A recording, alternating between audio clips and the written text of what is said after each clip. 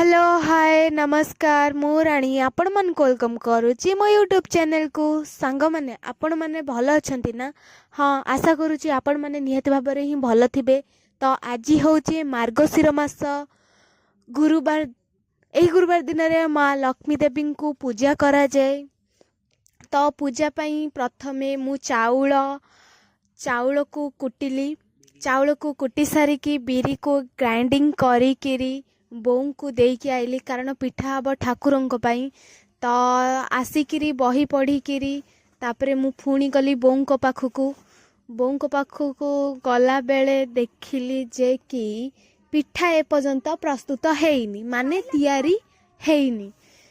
तापरे बड़ऊ तांकर बसिकिरी आण चकुड़ुचंती माने आण जोटा जनता हेतब सेटा ही से चूना कुटुचंती आ ना ना सॉरी चूना को चकुड़ुचंती भल भाव चकुड़ी सारा से मंडा